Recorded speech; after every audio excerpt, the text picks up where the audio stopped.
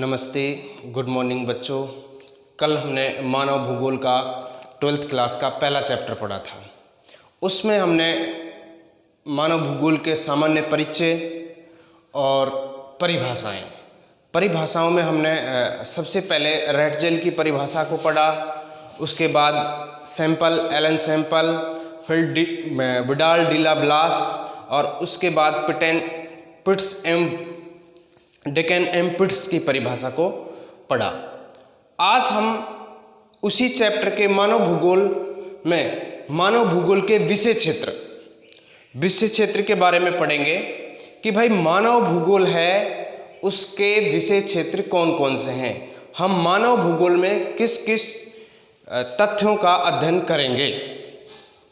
तो सबसे पहले मानव भूगोल है, उसके विषय क्षेत्रों में सबसे पहले जो अध्ययन किया जाता है वो जनसंख्या और उसकी क्षमता का अध्ययन किया जाएगा कि भाई उस क्षेत्र विशेष में जनसंख्या का वितरण क्या है, क्या बसाव है, क्या प्रसार है। तो सबसे पहले हम जनसंख्या के किसको पढ़ेंगे, वितरण को। वितरण के बाद हम उसका प्रारूप कि जनसंख्या किस प्रारूप में बसी हुई है उस क्षेत्र में। दूसरा प्रारूप के बारे में अध्ययन करेंगे मानव भूगोल में। तीसरा प्रवास कि भाई किसी क्षेत्र विशेष से या किसी स्थान विशेष से एक जगह से दूसरी जगह पर कितने लोग प्रवास करते हैं, उस प्रवास के बारे में भी अध्ययन मानव भूगोल के अंतर्गत ही किया जाता है। जनसमूह, मुख्य जनसमूह कौन से हैं, उनका अध्ययन भी हम मानव भूगोल में करेंगे। और संरचना की बात करें तो जनसंख्या संरचना के बारे में आप जानते हो थोड़ा कि जनसंख्या संरचना होती क्या है। हम इसको जनसंख्या को आयु वर्ग के अनुसार विभाजित कर देंगे। जो आयु वर्ग के अनुसार विभाजित किया जाएगा उसी को क्या कहेंगे, जनसंख्या संरचना। जैसे जन्म से लेकर और 5 वर्ष तक के और 5 से लेकर 15 वर्ष तक के, ठीक है, अलग अलग ऐसे वर्गों में इसको विभाजित कर देंगे। या फिर हम कह सकते हैं रोजगार जनसंख्या, बेरोजगार जनसंख्या, शिक्षित जनसंख्या और अशिक्षित जनसंख्या। ये क्या हो गई, जनसंख्या की संरचना। तो ये सभी जनसंख्या के पहलू हैं, इन सभी पहलुओं का जनसंख्या के अंतर्गत अध्ययन किया जाएगा। ठीक है, ये क्या है, मानव भूगोल का विषय क्षेत्र है। दूसरे की बात करें हम, दूसरा विषय क्षेत्र कौन सा है, प्रदेश के प्राकृतिक संसाधन कि भाई मानव भूगोल है, उसमें जितने भी उस प्रदेश में प्राकृतिक संसाधन है। अब प्राकृतिक संसाधन में कुछ भी हो सकता है। भूमि का हम अध्ययन मानव भूगोल में करते हैं कि भूमि में कितना तो परती भूमि है, कितना बंजर भूमि है, कितनी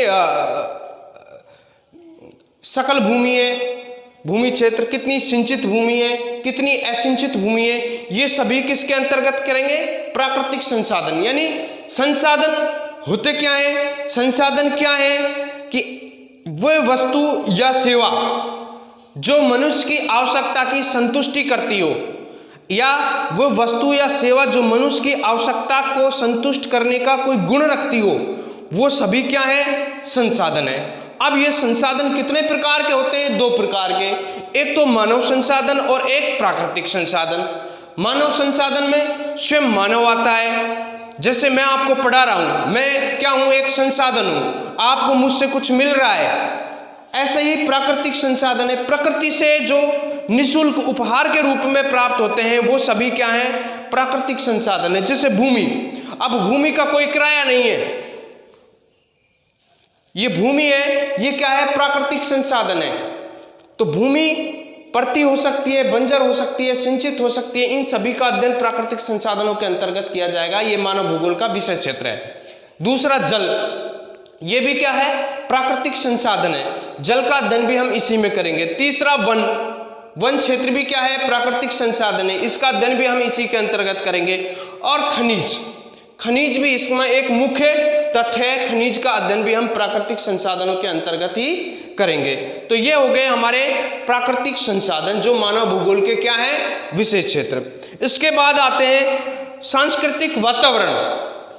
हम मानव भूगोल के अंतर्गत सांस्कृतिक वातावरण का अध्ययन भी करते हैं। जैसे आप टुंड्रा प्रदेश में जाओ, टुंड्रा प्रदेश, अलास्का प्रदेश में जाओ, ग्रीनलैंड में जाओ, तो वहाँ का जो सांस्कृतिक वातावरण है, वहाँ जो जनजातियाँ निवास करती हैं, वहाँ जो मानव निवास करता है, उस मानव का वातावरण, वहाँ का कल्चर, सब कुछ अलग मिलेगा। यहाँ का अलग है, वहाँ का अलग है। तो इसका अध्ययन भी हम किस में करेंगे? मानव भूगोल के अंतर्गत। जैसे हमने एस्किमो पढ़ा, एस्किमो में क्या खाते हैं, क्या पहनते हैं, ये सभी क्या है, उसके अपेक्षा ही अफ्रीका में चले जाओ, अफ्रीका में आप क्या पढ़ोगे? बुशमैन पढ़ोगे, पिग्मी पढ़ोगे। तो ये क्या है, उनका अलग अलग वातावरण है वहाँ का, और अलग अलग ही उनका संस्कृति है। इसके बाद आता है कालिक अनुक्रम। कालिक अनुक्रम का अर्थ क्या है मानव भूगोल में? कि समय के अनुसार जो परिवर्तन होते हैं, समय के अनुसार जो भी परिवर्तन हो रहे हैं, वो क्या है? कालिक अनुक्रम।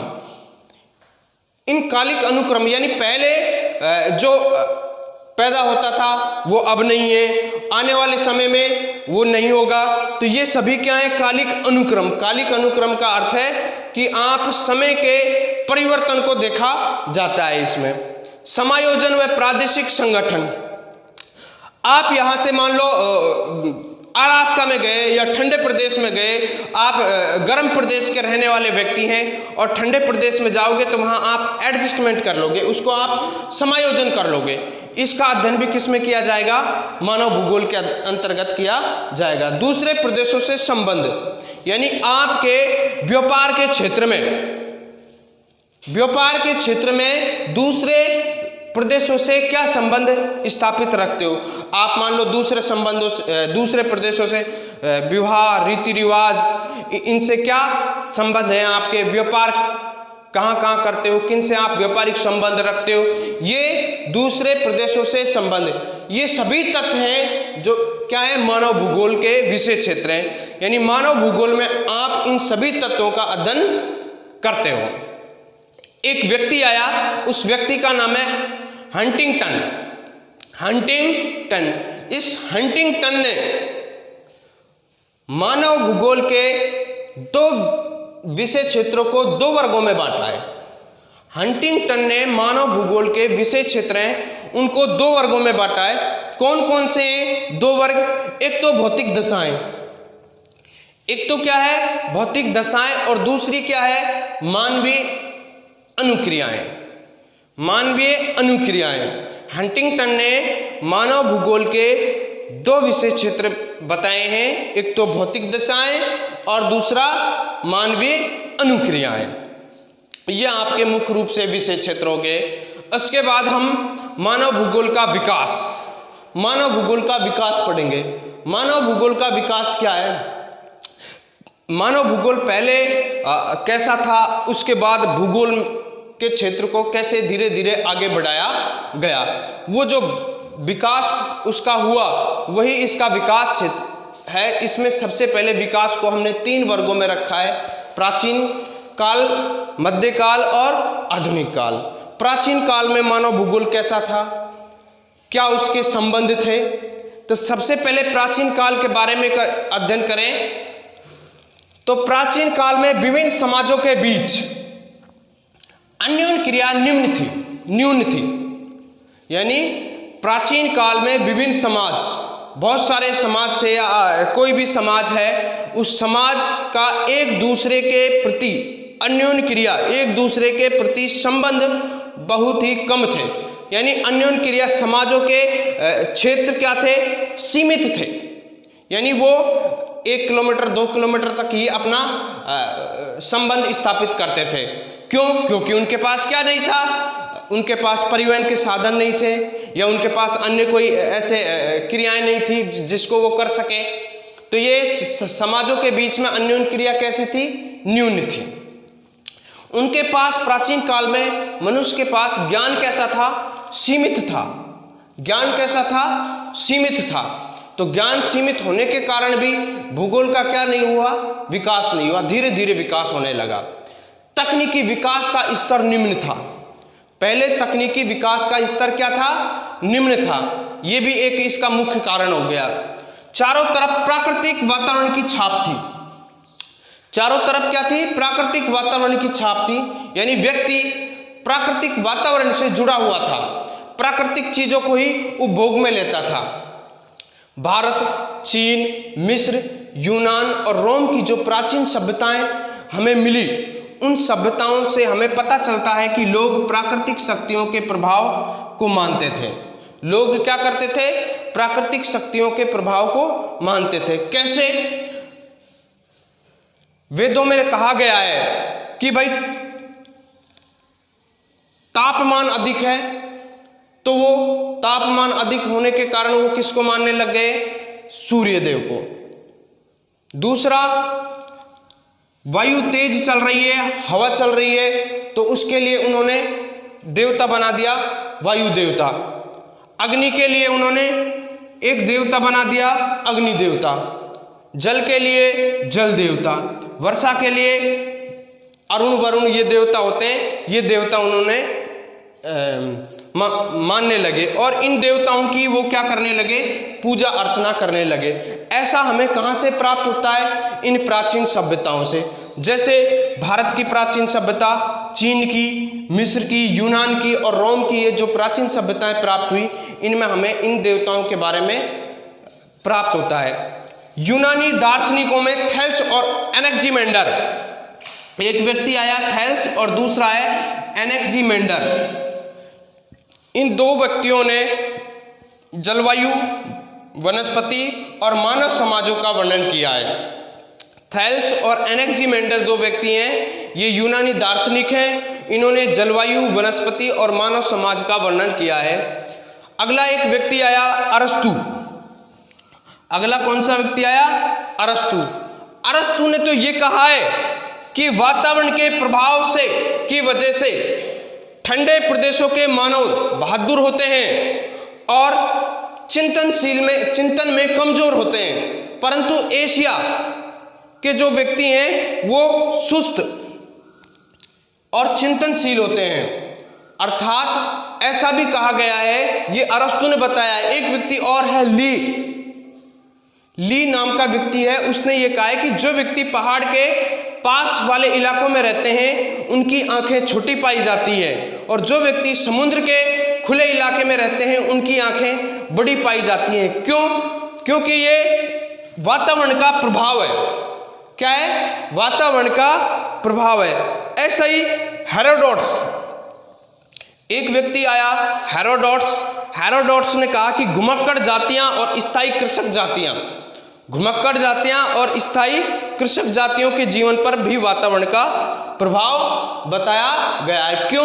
क्योंकि जो घुमक्कड़ जातियां हैं वो बारिश हो गई तेज, चारा खत्म हो गया, वो उस स्थान को छोड़कर दूसरे स्थान पर चले जाते हैं। कृषक जातियां हैं, कृषक जातियों में कुछ समय के लिए उस क्षेत्र पर वो कृषि कार्य करते हैं, उसके बाद उस क्षेत्र का उपजाऊपन खत्म हो जाता है तो वो उस क्षेत्र को छोड़कर दूसरे क्षेत्र पर चले जाते हैं, वहां कृषि कार्य करने लगे, जिससे हमने क्या पढ़ा है? स्थानांतरित कृषि पढ़ी है। इसको अलग अलग क्षेत्रों में अलग अलग नामों से जाना जाता है। इस पर किसका प्रभाव रहा है? वातावरण का प्रभाव पड़ा है। दूसरा जो विकास है वो मध्यकाल में हुआ है। मध्यकाल में क्या हुआ? प्राचीन काल से थोड़ा हटकर, यानी वातावरण की छाप कम हुई और तकनीकी ज्ञान में थोड़ा विकास हुआ। तकनीकी ज्ञान में विकास होने के कारण मानव ने नौसंचालन संबंधी कुशलताओं में सफलता प्राप्त की, अन्वेषण किए और तकनीकी ज्ञान में दक्षता प्राप्त कर ली, जिससे लोगों में कुछ समझ पैदा होने लगी और वो वातावरण से कुछ दूर हटकर कार्य करने लगे। ये भी इसके विकास का क्या रहा? एक प्रमुख कारण रहा है। तीसरा है आधुनिक काल। आधुनिक काल के बारे में हम बात करें तो आधुनिक काल की शुरुआत जर्मन भूगोलवेत्ताओं से मानी जाती है। किनसे? जर्मन भूगोलवेत्ताओं से। अब जर्मन भूगोलवेत्ताओं का मानव भूगोल के विकास में क्या क्या योगदान रहा, कौन कौन से ऐसे व्यक्ति थे जिन्हों का इन मानव भूगोल के विकास में योगदान रहा? सबसे पहले आता है हम्बोल्ट। हम्बोल्ट नामक व्यक्ति ने मानव भूगोल के विकास में योगदान दिया। दूसरा आता है कार्ल रिटर। दूसरा व्यक्ति कौन सा आता है? Carl Ritter. तीसरा है फ्रोबेल। चौथा है पेसेल, रिच्थोफेन और फ्रेडरिक रैटजेल। ये सभी जर्मन भूगोलवेत्ता हैं और इन्होंने मानव भूगोल के विकास में योगदान दिया है। ऐसा माना जाता है कि फ्रांस में मानव भूगोल का विकास सबसे अधिक हुआ है। फ्रांस में मानव भूगोल का विकास सबसे अधिक माना गया है। फ्रांसीसी भूगोलवेत्ता कौन कौन से हुए जिन्होंने मानव भूगोल में योगदान दिया? इनमें बिडाल डी ला ब्लास आता है, ब्रुन्स आता है, डी मार्तोनी आता है, डिमांजा आता है और फ्रेबे। ये फ्रांस के भूगोलवेत्ता हैं जिन्होंने मानव भूगोल के विकास में योगदान दिया। ब्लास ने संभववाद की नींव भी रखी है। ब्लास है जिन्होंने तो क्या है, संभववाद की नींव भी रखी है। इसके बाद अमेरिका और ब्रिटेन के भूगोलवेत्ताओं की बात करते हैं। इनका मानव भूगोल के विकास में क्या योगदान रहा? कौन कौन से व्यक्ति रहे जिन्होंने मानव भूगोल के विकास में योगदान दिया? अमेरिका के बारे में बात करें तो Ellen Semple, Huntington, Bowman, Carl Sauer और ग्रिफ्थ टेलर। ये व्यक्ति ऐसे हैं जो अमेरिका के हैं, इन्होंने मानव भूगोल के विकास में योगदान दिया। ऐसे ही ग्रेट ब्रिटेन में हर्बर्टसन, मैकिंडर, रॉक्सबी और फ्लूअर। हर्बर्टसन, मैकिंडर, रॉक्सबी और फ्लूअर, इन्होंने मानव भूगोल के विकास में योगदान दिया है। आगे कुछ तथ्यों को अगली वीडियो में पढ़ेंगे। नमस्ते।